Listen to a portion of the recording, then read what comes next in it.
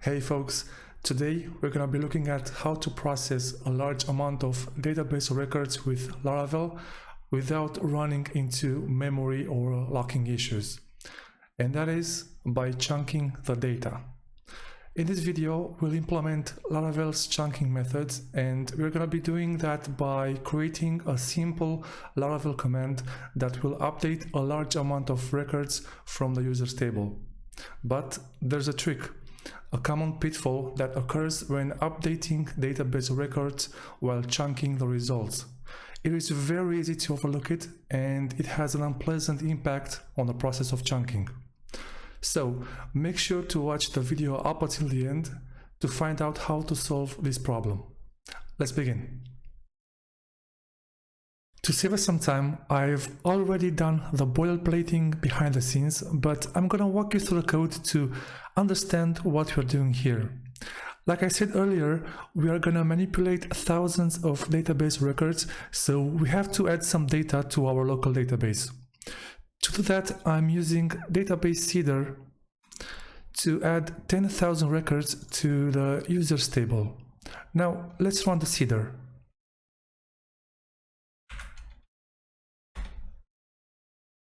This will take a moment.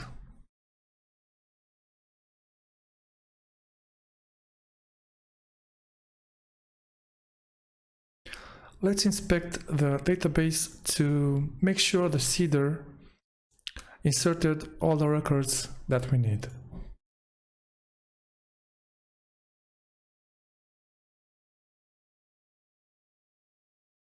Let's quickly browse to see if there are 10,000 records. Great. Now that we have 10,000 records, let's check out the console command. This is a pretty basic command. Basically, we create a query that gets all the users that don't have the two-factor authentication key, that means all of them. Then we count how many records we have. If we don't have any, print that there are no users to be updated. If we have the users, then we proceed to update them. And to know how fast it executes, we are using a progress bar that we are constantly updating based on our iterations. And now the important part, the chunking. Laravel provides a handful of methods, but we are focusing on chunk and chunk by ID. Both require the same parameters. We specify how big the chunk should be and feed each chunk into a closure for processing. Then we go ahead and update each user. Now let's run the command and see if this is working properly.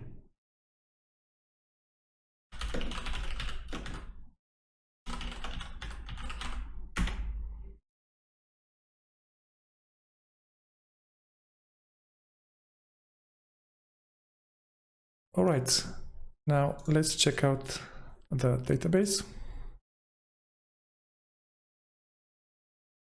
We see that for some users, we have the two-factor secret column populated, and for others, we don't. And we have an issue here. If we query all the users, we'll find out that only half of them have been updated.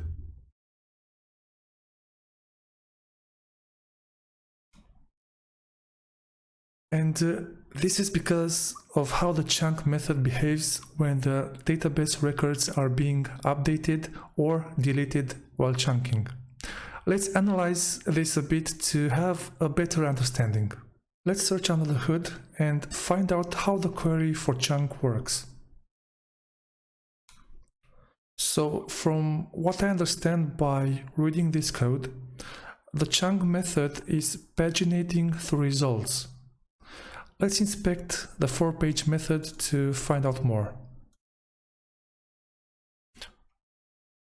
So each chunk is being fetched via a single query with limit and offset. Alright, so that means Laravel paginates through the dataset one page at a time.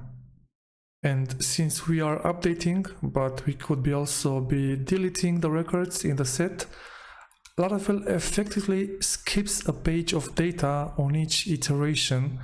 Therefore, we end up missing roughly half the data that was in the original query. Let's take the following scenario. There are 24 records that we want to delete or update in chunks of 10. After the first iteration, there were only 14 records left. So when Laravel fetches page 2, it only found 4 records. The result is that only 14 records out of 24 were deleted. I hope the way the chunk method works is now a bit more clearer. Now we need to fix the issue. And it's very simple but a powerful fix. Instead of querying using limit and offset, we should be querying by ID and limit. And Laravel has a built-in method just for that. It's chunk by ID. Chunk by ID is similar to chunk. The only difference is how the raw SQL is being constructed. Chunk by ID uses ID and limit, whereas chunk uses limit and offset. And in this way, we make sure to iterate over each resource without missing any. Now, let's clear our database and rerun the seeder and the command.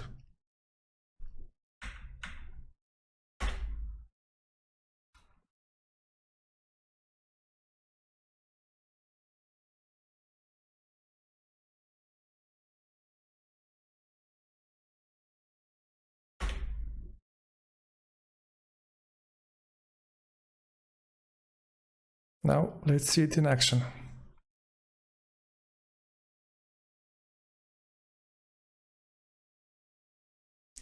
Let's check the database and query all the users, and let's browse through them.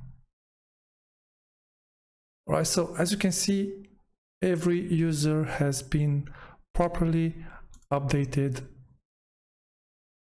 and our fix works.